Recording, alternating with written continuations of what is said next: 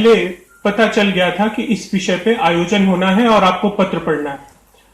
और दूसरी एक दुविधा जिससे हम लोग अक्सर आयोजक के रूप में जूझते रहते हैं कि पत्र पढ़ने वालों का दबाव बहुत रहता है हमारे ऊपर, और उस दबाव से बचने के लिए हम लोग समानांतर सत्र और वो सारी व्यवस्था करते हैं और पैरेलल सेशन 1, 2, 3, 4, और वास्तव में वो सेशन कहीं नहीं चल रहा होता, खाली वो एक तरह की औपचारिकता रहती। तो इसके लिए भी मैं पुणे विश्वविद्यालय के हिंदी विभाग को बधाई देता हूं कि कहीं न कहीं उन्होंने वो नियंत्रण रखा, लोगों को बहुत पहले से सूचित करके रखा, और शायद यही कारण रहा कि बहुत अच्छे पत्र, बहुत अच्छे वक्ता हमको इस आयोजन में मिले जिनसे हम लोग लाभान्वित हुए। पूरे संगोष्ठी का मुख्य विषय है हिंदी सिनेमा, और हिंदी सिनेमा है। तो मैंने अपना जो पत्र है उसका विषय यही चुना कि हिंदी सिनेमा में हिंदी।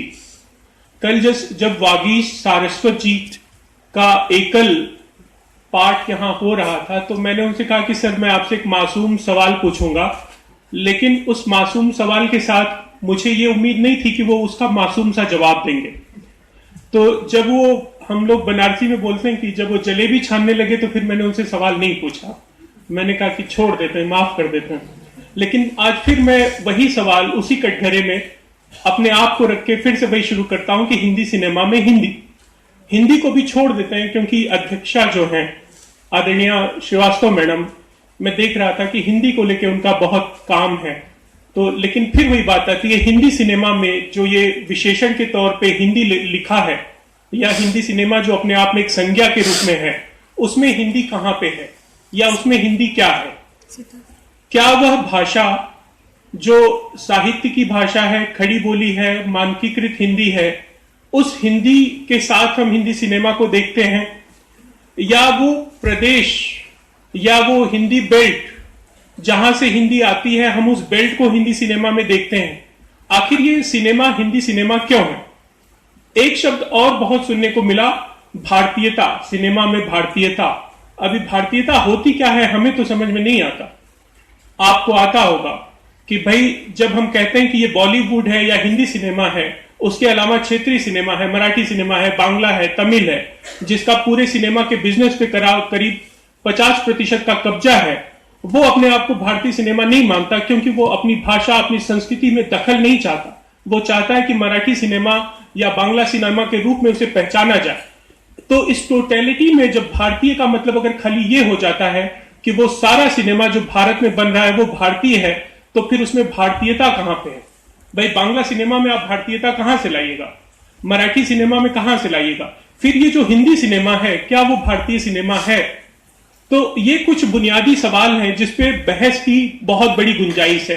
तो सबसे पहली बहस, और उसके साथ मेरा अपना जो आर्गुमेंट है मैं वहां यहां पे छोड़ दूंगा, हो सकता है उसके कुछ बेहद अच्छे जवाब मुझे आप लोगों से चर्चा के दौरान या अध्यक्षा मैडम की तरफ से मिल जाएं कि हिंदी सिनेमा में हिंदी क्या है।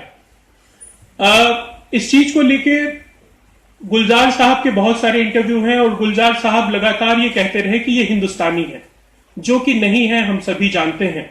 लेकिन ठीक है, गुलजार साहब जिस दौर से लिखना शुरू किए हैं, जिस तरह से लिखते हैं, उनके प्रति बहुत आदर और सम्मान है।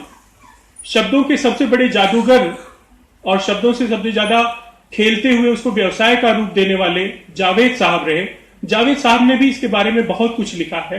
जावेद साहब कहते हैं कि ये जैसे हिंदुस्तान में बहुत सारे राज्य हैं, वैसे एक हिंदी सिनेमा का राज्य है। अब वो राज्य कहां है, या ये फिर से एक मेटाफर है, एक मेटाफर के लिए दूसरा मेटाफर बना रहे हैं, वो क्या कहना चाह रहे हैं नहीं समझ में आता। फिर वो एक अंग्रेजी के इंटरव्यू में कहते हैं कि this is a special type of Hindi, ये खास तरह की हिंदी है।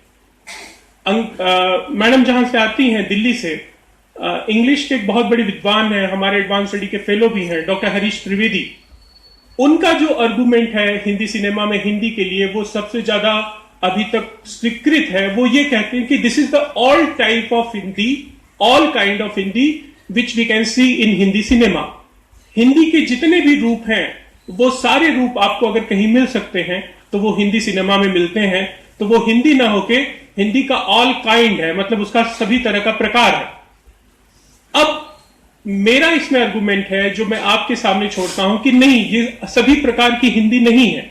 बल्कि उससे आगे भी बढ़कर ये सभी प्रकार के हिंदी के बीच का एक खास तरह का फ्यूजन है, एक खास तरह का एक उसके अभिसरण से निर्मित एक भाषा है जिसको हम लोग एक संज्ञा दे देते हैं, वो है सिनेमाई हिंदी। उसका ही उस हिंदी से कुछ लेना देना नहीं जिसके लिए जब भी हिंदी सिनेमा में कोई भी बहस होती है लोग तलवार लेके खड़े हो जाते हैं और कहते हैं कि हिंदी की रोटी खाने वाले लोग ऐसा कैसे कर सकते हैं। हिंदी की रोटी एक ऐसा मुहावरा हो गया है, मुझे इतने दिनों में आज तक नहीं समझ में आया कि कहां मिलती है और कैसे खाई जाती है। अगर इसका मतलब यह होता है कि मैं हिंदी पढ़ाता हूं इसलिए आप ये मान लें कि मैं हिंदी की रोटी खाता हूं, तो क्षमा करिए, वो बात गलत है। मैं सच बताऊं, मैंने हिंदी बीए में इसलिए लिया क्योंकि मुझे ये लगा कि हिंदी मेरी अपनी भाषा है, इसमें सबसे कम लिखना पढ़ना पड़ेगा, सबसे कम मेहनत करनी पड़ेगी, तो हिंदी पढ़ ली। जब एमए करने का समय आया तो लगा कि नहीं, अंग्रेजी कर ली जाए, अंग्रेजी का मार्केट ज्यादा अच्छा है, नौकरी ज्यादा बेहतर तरीके से मिल सकती है। तो फिर हमारे उस समय के हिंदी के आचार्य थे डॉक्टर आरपी त्रिवेदी, वो समझाए कि देखो तुमको अंग्रेजिया में जितना भी नंबर मिले हिंदी से कम मिलेगा, क्योंकि हिंदी में तुम ज्यादा बेहतर लिख पाओगे, अंग्रेजी में तो नहीं आएगा तो नहीं लिख पाओगे, हिंदी में तो नहीं आएगा तब भी लिख पाओगे। तो वो सिद्धांत उस समय लगा कि नहीं, सबसे गूढ़ जानकारी यही है, इसलिए हिंदी में एमए हो गया। कमाल ये हो गया कि गोल्ड मेडल मिल गया, है ना। तो वो अपनी भाषा का एक प्रभाव था। हिंदी के साथ नौकरी करने में किसी और सब्जेक्ट के साथ जितना संघर्ष होता है उससे कहीं ज्यादा संघर्ष है। जो हिंदी बेल्ट के लोग हैं वो जानते हैं। मैं 2 साल बीएचयू रहा, हर साल लगभग 300 बच्चे हिंदी से जेआरएफ के साथ, नेट के साथ, पीएचडी के साथ निकलते हैं, और उसमें से नौकरी कितने लोगों को मिलती होगी देश भर के विश्वविद्यालयों में? 10, 20, 25, शायद इससे ज्यादा नहीं। तो ये जो हमारे समय की एक सच्चाई है, उसमें अगर मुझे नौकरी मिल गई है और मुझे नौकरी इस बात की मिली है कि मैं अपने विद्यार्थियों को वो पाठ्यक्रम पढ़ा दूं जो कि निर्धारित है, उसके दम पे आप ये कहो कि मैं हिंदी की रोटी खाता हूं, तो क्षमा करिए, मैं हिंदी की रोटी नहीं खाता, मैं हिंदी पढ़ाने का काम करता हूं, उसके बदले में एक मोटी सी तनख्वाह लेता हूं। अगर वो तनख्वाह बंद हो जाए तो फिर मैं वो नौकरी नहीं करूंगा, मैं कुछ और कर लूं। मैं ये मानता कि मैं हिंदी की रोटी खाता हूं तब जबकि जैसे मुझे एमए में गोल्ड मेडल मिला, राष्ट्रपति भवन से या मुख्यमंत्री आवास से एक पत्र आता कि आपने हिंदी में गोल्ड मेडल लिया है, आपको एक गाड़ी, एक बंगला और 1 लाख रुपया महीना निर्धारित होता है, आप हिंदी का प्रचार प्रसार करिए, कविता लिखिए, कहानी लिखिए, तब हम शायद मानते कि मैं हिंदी की रोटी खा रहा हूं। तो हम हिंदी की रोटी नहीं खा रहे, और हिंदी सिनेमा से जुड़े हुए लोग भी हिंदी की रोटी नहीं खा रहे। कोई अपना पैसा लगा रहा है, वो इसलिए लगा रहा है कि वो उसको 2 गुना करके कमा ले। हमारी हिंदी सिनेमा में हीरोइन है, उसको हिंदी नहीं आती भाई, लेकिन वो मेहनत कर रही है, वो नाचने में मेहनत कर रही है, उच्चारण में मेहनत कर रही है, फैशन को लेकर मेहनत कर रही है, रो भी ले रही है, हंस भी ले रही है। वो ये सब इसलिए कर रही है क्योंकि वो थोड़ा नाम और फेम कमा सके, पैसा कमा सके। वो हिंदी की रोटी नहीं खा रही। हमारे एक्टर, हमारे हीरो हीरोइन जो हिंदी सिनेमा में है, उन्हें हिंदी नहीं आती, लेकिन वो हिंदी सिनेमा के सुपरस्टार हैं। बनाने वालों को जो स्क्रिप्ट मिलती है वो रोमन में मिलती है, देवनागरी वो नहीं पढ़ पाते, लेकिन फिर भी वो हिंदी सिनेमा में है। अब जावेद साहब जो हिंदी का राज्य बता देते हैं, वो हिंदी का राज्य मुझे नहीं मालूम, लेकिन कलकत्ता, मुंबई, मद्रास, ये तमाम वो जगहें हैं जहां पे हिंदी सिनेमा बन रही है और उस पर काम हो रहा है। अभी हाल ही के दिनों में आपको याद होगा कि शाहरुख खान ने 50 लाख के स्क्रिप्ट राइटिंग योजना जो प्रतियोगिता थी उसके बारे में प्रचार किया, और उसकी शर्तों के अनुसार उसकी जो स्क्रिप्ट होगी वो देवनागरी में स्वीकार नहीं की जाएगी, वो रोमन या इंग्लिश में स्वीकार कर दी जाएगी। और धारा 343 को लेके और फिर वही हिंदी की रोटी लेके शाहरुख खान को गाली देना शुरू हो गया। हम ये कहते हैं कि जो पैसा लगा रहा है उसकी भी कोई इच्छा होगी, उसका भी कोई मन होगी, उसकी भी कोई मर्जी होगी और उसकी भी कोई मजबूरी होगी। ये हम क्यों नहीं समझते? हिंदी वाले हिंदी के लिए क्या कर रहे हैं, और उनके लिए सरकार की तरफ से एक तरह से उस क्षेत्र में उनको स्कोप कितना है कि वो कुछ कर सकें। हम और आप जो हिंदी पढ़ाने का काम कर रहे हैं, हम और आप जब हिंदी सिनेमा की बात करें तो हम ये बिल्कुल न कहें कि ये जो साहित्य है वही सिनेमा है, सिनेमा जो है साहित्य है, बिल्कुल नहीं है, 2 बहुत अलग चीजें।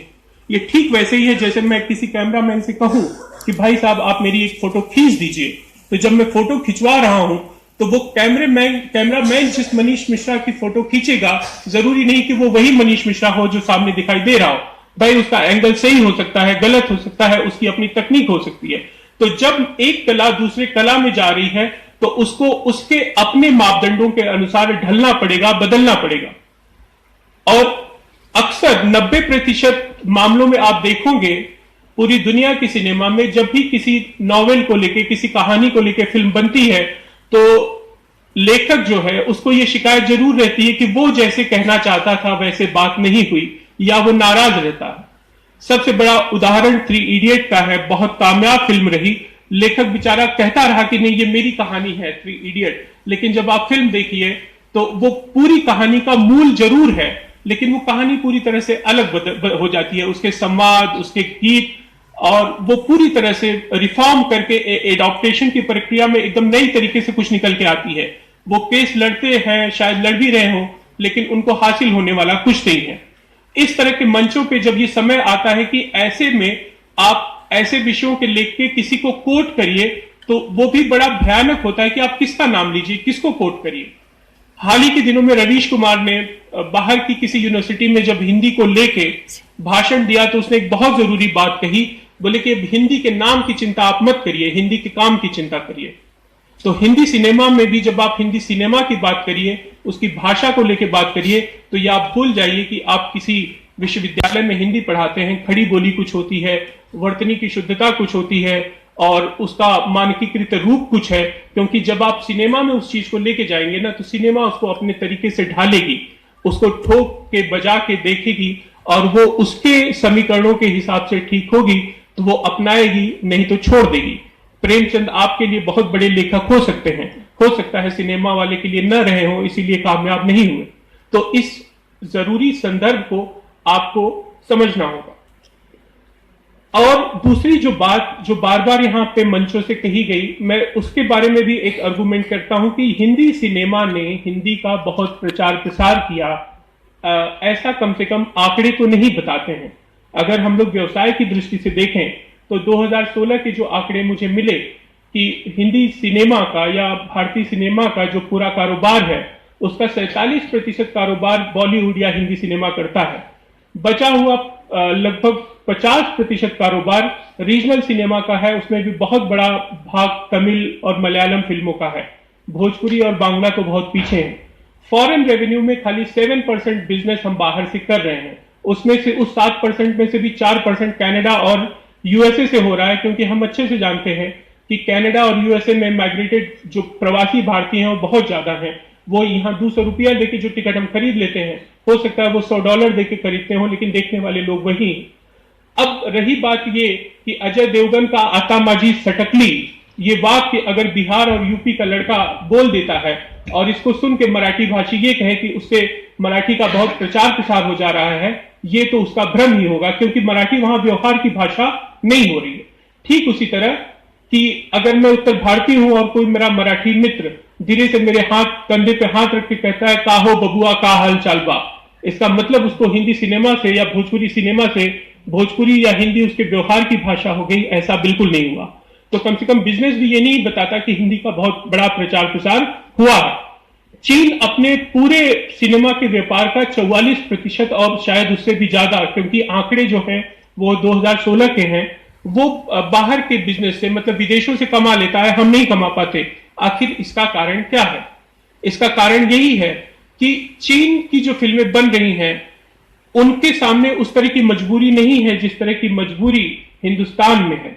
हिंदुस्तान की मजबूरी पूरी दुनिया में सबसे अलग तरह की है। भाषा को लेके, संस्कृति को लेके, विचारों को लेके आप इसकी मजबूरी की जब तुलनात्मक अध्ययन करिए तो आप हिंदुस्तान को पूरी दुनिया से छोड़ के अपने आप में एक दुनिया मान के करिए, तब आप उस चीज को अच्छे से समझ पाएंगे। हिंदी के लिए यह बहुत जरूरी है कि हम हिंदी सिनेमा को अपनाएं, जैसे कि कोशिश विश्वविद्यालयों में इसको पाठ्यक्रम में शामिल करके या फिल्मों के निर्माण के तकनीक को पढ़ा के सिखा के तो हो रही है, वो चीज बहुत अच्छी है, लेकिन ये जो आपका शुद्धता का आग्रह है वो कम से कम आपको छोड़ना पड़ेगा। दूसरी बात यह है कि हिंदी सिनेमा प्रांत की भी तो सिनेमा नहीं है ना। आचार्य शिव कुमार मिश्र कहते रह गए कि हिंदी कोई प्रांत की भाषा नहीं है। किस प्रांत की भाषा हम हिंदी को ठहराएं? हिंदी एक भाव भाषा है जो एक बहुत बड़े बेल्ट को अपने अंदर कवर करती है। हिंदी सिनेमा यहाँ का मराठी भाषी भी देखने जाता है तो उसके भी बहुत सारे कारण हैं। वो खाली हिंदी के लिए नहीं जा रहा है, हो सकता है कि उनकी मनपसंद हीरो या हीरोइन उस पिक्चर में हो, उनको उनको देखना हो सकता है कोई गीत का संवाद उनको बहुत अच्छा लग गया हो इसलिए जा रहे हो सकता है कोई बच्ची डांस सीख रही हो, उसको लग रहा हो कि इस फिल्म में डांस बहुत अच्छा है, वो मम्मी से 2 बार कहेगी कि ये फिल्म में फिर से डांस स्टेप दिखाएं। कुछ लोग पिक्चराइजेशन दिखाएंगे, है ना, कुछ लोग वो भव्य सेट देख लेंगे जिसका पिक्चराइजेशन उस पिक्चर के अंदर हुआ है। तो जब आप सिनेमा की भाषा के बारे में बात करिए तो ये मान के चलिए कि वो जो हिंदी उसमें है, जिस रूप में भी है, वो सिर्फ उसकी एक मूल भाषा है, नेचुरल लैंग्वेज है। उसके अलावा सिनेमा में भाषा के बहुत सारे अंग प्रत्यंग जुड़ जा रहे हैं। आपको सिनेमाई भाषा के बारे में बात करते समय उन सब के बारे में बात करनी होगी। जब यहाँ पे उस दिन बीज भाषण हो रहा था तो शायद यही बात बहुत अच्छे तरीके से, बहुत सधे हुए तरीके से सर ने कही थी कि सिनेमा की भाषा को आप खाली एक नेचुरल लैंग्वेज के रूप में आप कभी मत देखिए। ठीक उसी तरह हिंदी सिनेमा को हिंदी बेल्ट की सिनेमा के रूप में भी आप मत देखिए, क्योंकि 200-250 रुपए का टिकट लेके मल्टीप्लेक्स में सिनेमा देखने वाला आपको बेंगलोर और पूना और मुंबई में ज्यादा मिल जाएगा, हमारे लखनऊ और पटना में कम मिलेगा। तो ये हिंदी बेल्ट से बिजनेस नहीं आ रहा है, लेकिन ये पूरी पॉपुलेशन जो हिंदी बेल्ट से पूरे देश में बिक्री हुई है, जो कि एक मिडिल क्लास पॉपुलेशन है, जिसका की परचेजिंग पावर बढ़ गया है, वो उस सिनेमा को बिजनेस दे रहा है। और ठीक उसके बाद अगर उसको बिजनेस दे रहा है तो उन रुचियों का विकास जो भाषा से परे होकर फिल्मों को देखना पसंद करते हैं, चाहे वो मराठी भाषी हो, चाहे तमिल भाषी हो, चाहे बांग्ला भाषी हो, तो अब भाषा के या प्रांत के दायरे से उठ के हमको सिनेमा के बारे में, उसकी भाषा के बारे में सोचना होगा। हिंदी सिनेमा को लेके जैसे कि एक चीज ये भी है कि बताया गया कि करीब 1600 फिल्में इस देश में लगातार बन रही हैं, लेकिन उसमें एक चीज ये भी देखिए कि सबसे ज्यादा फिल्में हम बना रहे हैं, लेकिन जब पैसे कमाने की बात आ रही है तो हम कनाडा और यूएसए से बहुत पीछे हैं। तो कहीं ना कहीं ये भी सोचना पड़ेगा कि जो सिनेमा हम इतने बड़े पैमाने पे बना रहे हैं, आखिर हम उनसे कमा नहीं पा रहे हैं। जैसे कि मुझे शायद सर ने ही बताया था कि मराठी की 530 या 535 फिल्में बनी, लेकिन 5 से 7 फिल्में ऐसी हैं जो कि अपना पैसा वहां से रिकलेक्ट कर पाती हैं, बाकी के पैसे डूब जाते हैं। तो उसमें फिर वही चीज जो मैं उस दिन वागीश से जानबूझ के मैंने उनको खोदा और उनसे पूछना चाहा कि जब आप फिल्मों के फाइनेंस के बारे में पढ़ना शुरू करिए, मैंने मिहिर से भी बात की, तो हमको दादा साहब फाल्के के जमाने से खाली रेफरेंस ऐसे मिलते हैं, फलाने स्वर्णकार थे या तो उनके मित्र थे, उन्होंने उस पर पैसा लगाया, कोई लाला जी थे उन्होंने पैसा लगाया, गुप्ता जी ने लगाया। लेकिन ये लाला जी गुप्ता जी कौन थे भाई? उनके पास इतना पैसा कहां से आ जा रहा था जो लगा दे रहे थे? हिंदी फिल्मों के ऊपर काम करने के लिए जो एक बहुत बड़ा स्पेस खाली है, जिसके बारे में किताबें नहीं मिलती, वो है कराची फिल्म मेकिंग का पूरा सेटअप, जो विभाजन के बाद या तो मुंबई शिफ्ट हो गया या वहां रह गया। तो वो लोग कौन थे? वो पंजाबी कौन थे जो 1900 के बाद लगातार फिल्मों और थिएटरों में अपना पैसा लगा रहे थे, और क्यों लगा रहे थे? वो पैसा कहां से आ रहा था? 1991 उदारीकरण शुरू होने के बाद क्या फिल्मों में जो पैसा लग रहा है, मतलब जब गुलशन कुमार की हत्या हुई और अंडरवर्ल्ड से उसके कनेक्शन हमें समझ में आए, तो आज सिनेमा में जो पैसा लग रहा है, क्या उसमें कोई ट्रांसपेरेंसी आई है?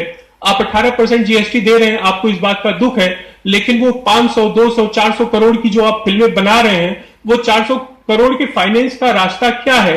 क्या वो एकदम ट्रांसपेरेंट हो गया है कि आप जैसे वो केजरीवाल कहते हैं कि हमारा पूरा ऑडिट हमारी वेबसाइट पे पड़ा है, तो वैसे किसी भी फिल्म निर्माण से जुड़ी कंपनी, क्या उनका पूरा ऑडिट उनकी वेबसाइट पे पड़ा है कि हम जाके पता कर दें कि ये जो 400 रुपए कमाने वाली फिल्म है या 700 रुपए कमाने वाली फिल्म है, उसके पास वो 200 रुपए बिना सरकारी संसाधनों के कहां से आ गए जो उन्होंने इस सिनेमा में लगा दिया?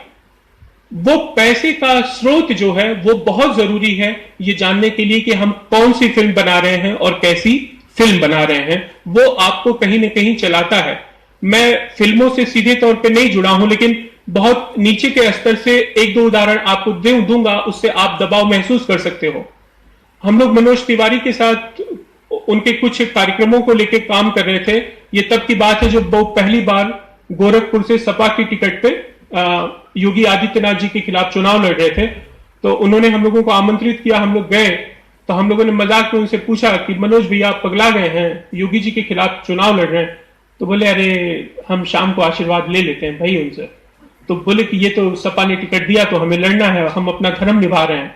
तो उस समय उनके पास 15 लाख का एक प्रोजेक्ट आया था, बीएसएनएल और हज कंपनी की तरफ से, दोनों के पैसे थे, और उनकी मांग ये थी कि वो कोई भोजपुरी गाना बनाए, उसकी कैसेट निकाले जिसमें बीएसएनएल और हज इन दोनों कंपनियों के नाम आए। तो अब ये बड़ा मुश्किल सा काम था, तो फिर ठीक है, हमारे एक मित्र ने उसको लिखा और वो भोजपुरी गाना बड़ा पॉपुलर भी हुआ कि भैया के बीएसएनएल भौजी के हचबा, देवरन के मन इतने में गचबा, है ना, ये उसकी लाइन मुझे याद रह गई, और वो बिहार में तो बहुत चला। तो ये में दबाव समझ में आया कि भैया आप पैसा लगा रहे हैं तो आपको नाम चाहिए, तो वो हमारे पास एक मजबूरी। एक दूसरी फिल्म बन रही थी बीहड़ फिल्म फूलन देवी को केंद्र में लग के बन रही थी।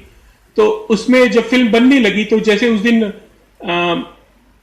कौन बता रहा था कि इस समय हिंदी सिनेमा में के पूरे सिस्टम में सबसे पावरफुल आदमी कोई है तो वो डिस्ट्रीब्यूटर है, जो कि डिस्ट्रीब्यूट कर रहा है, वो अपना पैसा पहले रिकवर करना चाहता है। तो बीहड़ के डिस्ट्रीब्यूटर की तरफ से मांग आई कि इसमें एक दो बम्बैया सॉन्ग होने चाहिए। तो हम लोगों ने उनको समझाया कि भैया ये फूलन देवी पे है, बीहड़ पे है, इसमें बम्बैया सॉन्ग कहां से आ जाएगा। तो बोले कि नहीं, अगर इस फिल्म को आप चाहते हैं कि डिस्ट्रीब्यूशन में लूं तो आपको उसमें बम्बैया सॉन्ग डालना पड़ेगा, और जिसमें कि साकी नाका का विशेष तौर पे उल्लेख हो।